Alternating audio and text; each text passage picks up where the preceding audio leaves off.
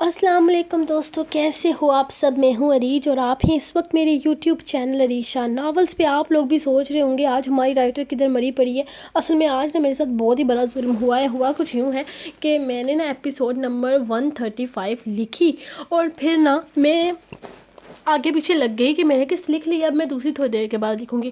لکھ کر یار میں ہر طرف اس کو ڈھونڈنے لگی، میں نے لکھ کر کون سے فولڈر میں اس کو سیو کیا مجھے سمجھ نہیں آیا۔ مطلب میں فل ٹائپنگ کر لی تھی، پوری ایپیسوڈ میں نے تیار کر لی تھی۔ میں ہر طرف ڈھونڈ کے تھک گئی، مجھے کہیں سے نہیں ملی ایپیسوڈ۔ میں کہا پتہ نہیں کدھر چلی گئی ہے میری پوری ایپیسوڈ، مجھے لگا کہیں ڈیلیٹ ہو گئی ہے، کہیں گم ہو گئی ہے۔ پھر میں نے دوبارہ سے لکھی ایپیسوڈ، پوری ایپیسوڈ کی میں نے پھر سے ٹائپنگ کی، اور جب میں ٹائپنگ کر کے اس کو سیو کرنے جا رہی تھی تب مجھے پتہ چلا کہ جس فولڈر میں میں یہ والی ایپیسوڈ سیو کرنے جا رہی تھی وہی اسی فولڈر میں وہ والی ایپیسوڈ بھی سیو ہے۔ اب آپ لوگ اندازہ لگا سکتے ہو کہ کتنا بڑا ظلم ہوا ہے میرے ساتھ، مطلب مجھے ڈبل محنت کرنی پڑی ہے، وہ بھی بنا کسی طرح کی محنت ضائع ہوئے۔ تو کیا ہی دسوں آپ لوگوں کو، میرے ساتھ آج یہ بہت بڑا ظلم ہوا ہے، بہت بڑا۔ میرے لحاظ سے تو یہ بہت ہی بڑا والا ظلم تھا۔ خیر جو ہونا تھا سو ہو گیا، ہم اس پہ کیا ہی کہہ سکتے ہیں۔ اب ہم آج کے ایپیسوڈ ریڈ کرتے ہیں۔ جیسا کہ آپ کو پتہ ہے ناول جا رہا ہے اپنے اختتام کی طرف، تو آج کی ایپیسوڈ پڑھ کے مجھے گالیاں مت دینا۔ اسٹارٹ آج کی ایپیسوڈ۔ مرمے کا ایذان قسط نمبر 135، تحریر عریج شاہ۔ وہ صبح اٹھی تو اس کے بیڈ پر ایک خوبصورت سا نیلے رنگ کا جوڑا پڑا ہوا تھا۔ میں لے کر آیا ہوں، پہن لو، کل رات بھی تم کافی مشکل سے رہی ہو۔ وہ اٹھ کر بیٹھتے ہوئے سامنے دیکھ رہی تھی، جہاں آئینے کے سامنے کھڑا رسل اپنے بال سیٹ کر رہا تھا۔ وہ اسے دیکھتے ہوئے بولا، چہرے پر کسی طرح کا کوئی شکوہ یا گلہ نہیں تھا۔ اس نے مسکراتے ہوئے اس سے کہا تھا۔ وہ صرف ہاں میں سر ہلا گئی۔ شکریہ، وہ آج میں اپنے کپڑے لے آؤں گی۔ وہ اٹھ کر اس کے کپڑے اٹھاتے ہوئے کہنے لگی، نہیں ضرورت نہیں ہے، ایسا کرنا کہ فری ہو کر میرے ساتھ شاپنگ پر چلنا۔ میرے خیال میں تم نے تمہارے کام کے لیے نکلنا ہوگا۔ چلو باہر آ جاؤ، ناشتہ کر لو، مرم نے اپنے بھائی کے لیے بھی ناشتہ لے کر جانا ہے۔ وہ کمرے سے نکلتے ہوئے بولا تھا، جبکہ وہ خاموشی سے کپڑے اٹھائے واش روم میں چلی گئی تھی۔ اسے سمجھ نہیں آ رہا تھا کہ رسل اتنا ریلیکس کیسے ہے، وہ اتنا نارمل کیسے ہے۔ اسے اس پر غصہ کرنا چاہیے، چیخنا چلانا چاہیے۔ آخر وہ اس کے حقوق پورے کرنے سے انکاری تھی، لیکن رسل تو بالکل ریلیکس تھا۔ ریلیکس کیا تھا، وہ تو کچھ کہہ ہی نہیں رہا تھا، اس کے ساتھ اتنا نارمل تھا۔ کیا اسے کوئی فرق نہیں پڑتا تھا؟ کیا وہ سچ میں باقی مردوں سے الگ تھا یا صرف اس کے سامنے ڈرامے کر رہا تھا؟ خیر آنے والے وقت میں سب کچھ خود بخود سامنے آ ہی جانا تھا۔ سب نے مل کر ناشتہ کیا تھا۔ انشو اس کے بالکل ساتھ بیٹھی ہوئی تھی، جبکہ اس کے آگے رفیل تھا۔ وہ بار بار اسے گھور رہا تھا کیونکہ وہ ناشتہ کرنے میں کافی مستیاں کر رہی تھی اور اس نے میڈیسنز بھی لینی تھی۔ اسے تنگ کرتے ہوئے انشو کو بہت مزہ آتا تھا، وہ بھی اسے اتنا کام کرواتا تھا، تنگ کرنا تو بنتا تھا اس کا۔ یہ تم لوگوں کے انشو اور نیشو نام کس نے رکھے ہیں؟ اچھے خاصے ناموں کا بیڑا غرق کرتی ہو تم دونوں، اور تم دونوں بھی۔ قائزان کرسی سنبھالتے ہوئے ان چاروں کو لپیٹ میں لے چکا تھا۔ میرا آپی میں نے ان کا، انشرا نے جھٹ جواب دیا تھا، بالکل بھی کیوٹ نہیں لگتا، ایک دوسرے کو صحیح ناموں سے پکارا کرو، اس کے سر پر چپات لگاتے ہوئے اس نے کہا تھا، جس پر وہ منہ بنا گئی، جبکہ نشرا مسکرا دی تھی۔ تب میں بلاتی تھی تب یہ بہت چھوٹی تھی، اب تو یہ اتنی بڑی ہو گئی ہے، اب تو یہ کہیں سے بھی میری انشو نہیں رہی، اب تو یہ رفیل کی انشرا ہی ہے۔ اس نے مسکراتے ہوئے ان دونوں کو دیکھا تھا، اسے سچ میں خوشی ہو رہی تھی۔ رفیل اور انشرا کو ایک دوسرے کے ساتھ اتنا خوش دیکھ کر اس کی بہن خوش تھی اور اپنے ہمسفر کو چاہتی تھی۔ اس سے بڑھ کر اور کیا ہو سکتا تھا؟ ہاں بالکل ایسے ہی جیسے تم رسل کی ہو، قائزان نے اس کی طرف دیکھتے ہوئے کہا تو اس نے بے ساختہ ہی نظر اپنے سامنے بیٹھے رسل پر ڈالی تھی، جو اپنا کھانا کھانے میں اس طرح سے مگن تھا جیسے یہاں موجود ہی نہ ہو یا یہاں ہونے والی باتوں سے اس کا کوئی تعلق ہی نہ ہو۔ نہیں، اتنا جلدی نہیں، میرے خیال میں ان سب چیزوں میں ابھی ٹائم لگے گا۔ رسل کو نظروں کا تعاقب محسوس ہوا تو قائزان سے بولا تھا، جبکہ قائزان نے اسے دیکھ کر جیسے بہت کچھ سمجھ لیا تھا۔ کیا کر رہی ہو یہاں باہر؟ کہیں جانے کی تیاری ہے کیا؟ وہ مرم اور قائزان کو دروازے تک چھوڑنے کے لیے آیا تو اسے باہر گھر کے دروازے پر راستہ ڈھونڈتے پایا۔ وہ تو کب کا اسے اپنی طرف سے بھیج چکا تھا، لیکن وہ یہیں پر کھڑی تھی باہر ہی۔ ہاں دراصل مجھے جانا تھا، لیکن مجھے سمجھ نہیں آ رہا کہ یہ راستہ بازار کی طرف جانے والا ہے یا یہ راستہ۔ تم میری ہیلپ کر دو، مجھے یہاں اس ایڈریس پر پہنچنا ہے۔ پتہ نہیں کیا مسئلہ ہے، میں میپ سے بھی چیک نہیں کر پا رہی۔ اس نے فون اس کے سامنے کرتے ہوئے ایک ایڈریس اسے دکھایا تھا۔ ہاں یہ ایریا یہاں سے کافی زیادہ دور ہے، آؤ میں تمہیں ڈراپ کر دیتا ہوں۔ اس طرح سے جاتے جاتے اچھا خاصا وقت لگ جائے گا۔ وہ اسے گاڑی کی طرف چلنے کا اشارہ کر رہا تھا، جبکہ اسے لگ رہا تھا کہ وہ اپنا کوئی ضروری کام چھوڑ کر اسے آفر کر رہا ہے۔ نہیں نہیں تم جاؤ، میں چلی جاؤں گی، بس مجھے راستہ بتا دو۔ میں جا سکتی ہوں، مجھے کوئی مسئلہ نہیں ہے۔ اس نے فوراً انکار کرنا چاہا تھا۔ تمہیں کوئی مسئلہ ہو یا نہ ہو، لیکن مجھے مسئلہ ہے۔ میں ہرگز اپنی بیوی کو اس طرح انجان راستوں کا مسافر نہیں بننے دوں گا۔ چلو اب تم خود اپنی مرضی سے لیٹ ہو رہی ہو۔ وہ اسے اپنے ساتھ پیچھے آنے کا اشارہ کرتے ہوئے بولا تو وہ بھی گاڑی کی طرف قدم بڑھا چکی تھی۔ وہ خود اس کی مدد کر رہا تھا، وہ کون سا اس سے مدد لینا چاہتی تھی؟ اگر تم یہ سب کچھ میری نظروں میں اچھا بننے کی کوشش کر رہے ہو تو یہ اتنا آسان نہیں ہے۔ وہ گاڑی میں بیٹھتے ہوئے اسے بتانا نہیں بھولی تھی۔ ایک منٹ، تمہیں یہ غلط فہمی کیوں ہے کہ میں تمہاری نظر میں اچھا بننے کی کوشش کروں گا؟ مجھے تمہاری نظر میں اچھا بننے کا کوئی شوق نہیں ہے، بلکہ مجھے اپنے برے ہونے پر فخر ہے۔ میں تمہیں اس رشتے کو قبول کرنے کے لیے وقت دے رہا ہوں، تم سے وقت مانگ نہیں رہا۔ خیر، میں ورکنگ ٹائم پر پرسنل باتیں نہیں کرتا۔ آؤ پہلے میں تمہیں تمہاری منزل تک پہنچا دیتا ہوں۔ ویسے تو تمہاری ساری منزلیں مجھ تک ہی آتی ہیں، لیکن فی الحال تمہیں کہیں اور جانا ہے۔ اس کی نظروں میں یہ سارے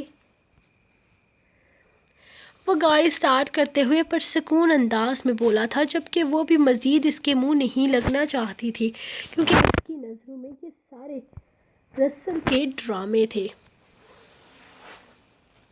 اس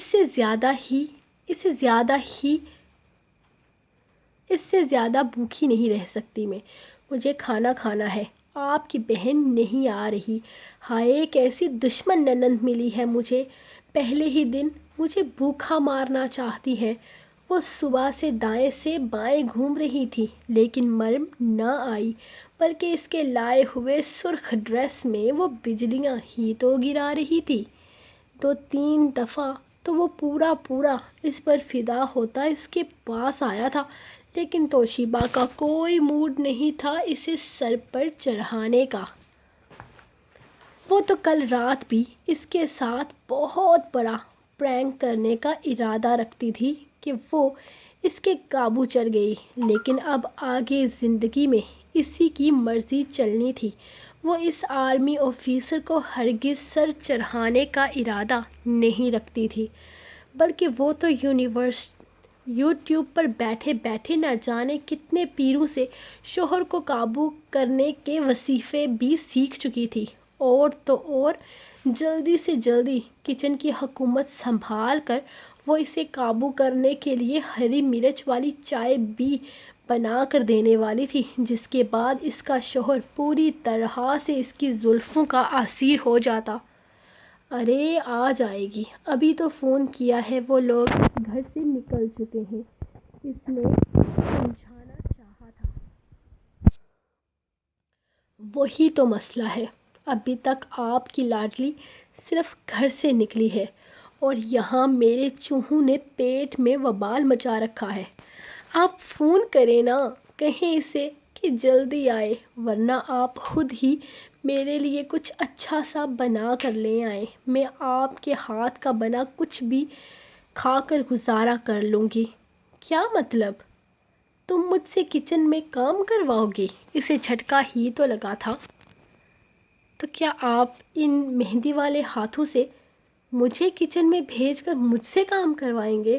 ہائے اللہ، یہی دن دیکھنے کو رہ گیا تھا، نئی نویلی دلہن جس کے ہاتھ کی مہندی تک نہیں گئی، آپ اس سے کچن میں کام کروائیں گے؟ ہائے اللہ، ظلم ہو رہا ہے مجھ پر، اسی لیے تو شادی نہیں کرنا چاہتی تھی، لیکن نہیں، اس وقت تو میری کسی نے نہیں سنی، نہ اب دن رات مجھ پر ظلم ہوگا، مجھ پر کاموں کے پہاڑ تولے جائیں گے اور میں بے بس لڑکی کچھ نہیں کر پاؤں گی۔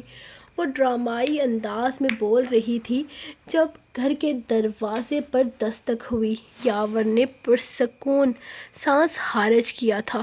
شکر ہے آ گئی مرم، وہ خدا کا شکر کرتا دروازے کی طرف بھاگا تھا، جبکہ وہ بھی اپنے آپ کو آئینے میں دیکھتی جلدی جلدی بال اور ڈریس سیٹ کرتی باہر نکلی تھی۔ یاور کو تنگ کرنے کا اپنا ہی مزہ تھا، اس کی حالت سوچ کر اسے بہت مزہ آ رہا تھا، لیکن یہ تو شروعات تھی، وہ ساری زندگی اسے بہت تنگ کرنے والی تھی۔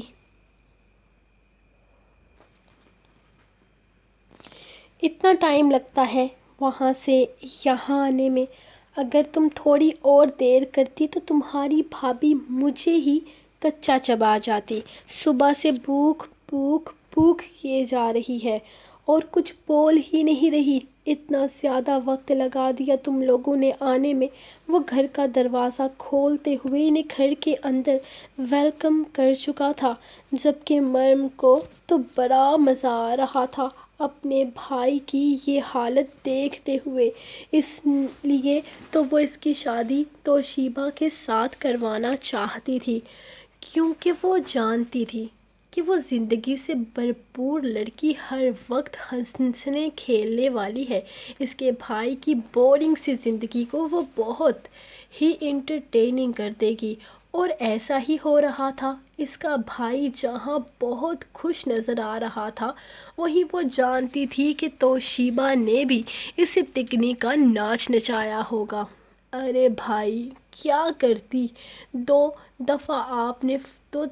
تین دفعہ آپ نے فون کیا، بتایا تھا میں نے کہ ٹریفک بہت ہے، ایک تو صبح صبح اتنا ٹریفک دیکھ کر میں اور کائسان پریشان ہو گئے، وہ ڈرامائی انداز میں کہتی کچن کی طرف بڑھ گئی تھی، جبکہ کائسان خود حیرانگی سے اسے دیکھ رہا تھا۔ کہاں تھا ٹریفک؟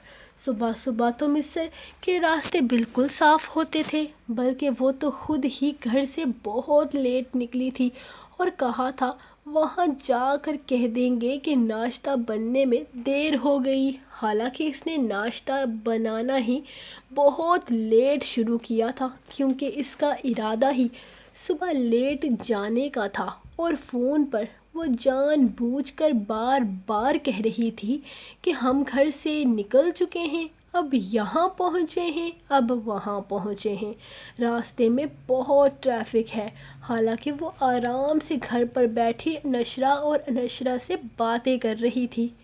کیا سچ میں اتنا ٹریفک تھا؟ اس نے کائزان سے ملتے ہوئے پوچھا تھا، جس پر کائزان نے کندھے اچکا دیے۔ اب وہ اپنی بیوی کو نہ تو جھوٹا کہہ سکتا تھا اور نہ ہی اسے حقیقت بتا سکتا تھا، اسی لیے آرام سے جا کر صوفے پر بیٹھ گیا تھا۔ جبکہ تھوڑی ہی دیر میں وہ ناشتہ لگا کر ان دونوں کو بلا چکی تھی۔ وہ دونوں ہی ناشتے کی ٹیبل پر آئے تو توشیبا تو صدیوں کی بھوکی بیٹھی ہوئی تھی۔ فوراً ہی اس نے کھانا کھانا شروع کر دیا تھا۔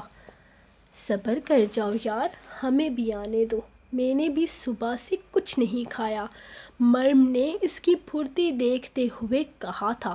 ہاں تو کھاؤ نا، میں نے کون سا تمہارے ہاتھ پکڑے ہوئے ہیں۔ وہ اپنی پلیٹ اپنے پاس کرتے ہوئے پھر سے کھانے میں مصروف ہو گئی تھی، جبکہ اس کے انداز پر یاور مسکرا دیا تھا۔ وہ کھانے کی بہت کچی تھی، یہ وہ پہلے سے ہی جانتا تھا۔ جب اسے بھوک لگتی تھی تو اسے سوائے اپنے اور کسی کا خیال نہیں آتا تھا۔ تم یہاں کیا کر رہے ہو؟ وہ جیسے ہی اپنا کام ختم کر کے باہر نکلی تو دور اسے ایک درخت کے ساتھ کھڑا نظر آیا، جبکہ اس کی گاڑی کو وہ ایک سائڈ پر کھڑا پہلے ہی دیکھ چکی تھی۔ وہ صبح اسی گاڑی میں آئی تھی، تمہارے آنے کا انتظار کر رہا تھا۔